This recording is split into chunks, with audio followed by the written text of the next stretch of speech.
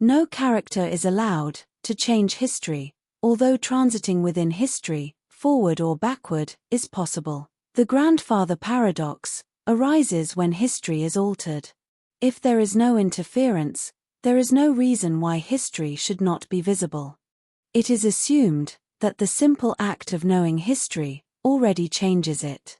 However, conscious knowledge does not represent a destructive invasion, but rather the being appropriating its own history without altering it.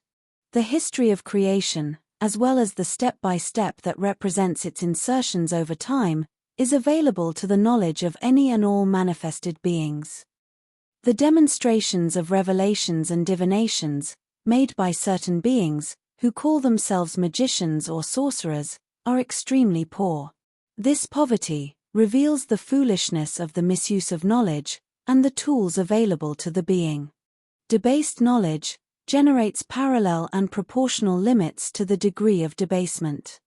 The being who prides himself on this type of knowledge and persists in using the vision of the past or the future for equally vile purposes does not perceive the manipulation that history itself imposes on him, nor the strengthening of the limitations that such knowledge brings, as a form of protection against himself. Knowledge will always be available to the being, for it is immanent to him.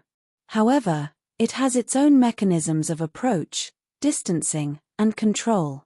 The use of knowledge, for selfish purposes, promotes the being's distancing, although it does not eliminate his possibilities of reconnection.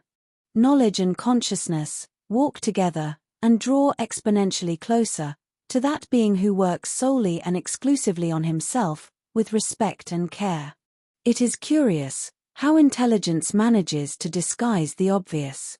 It is evident that history will never be changed.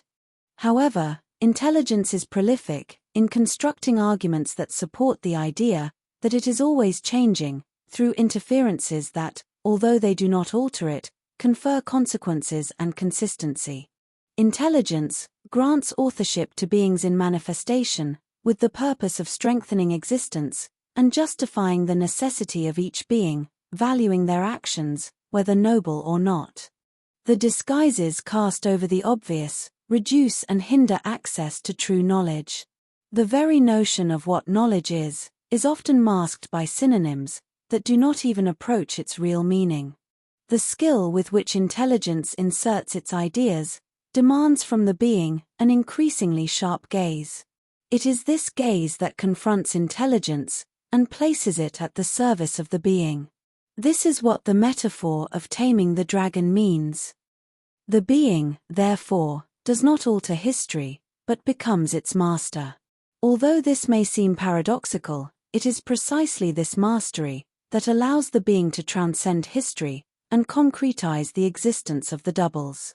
The doubles float in the waters above and in the waters below. Thus the whole is configured, where the temporary and the eternal will always be one.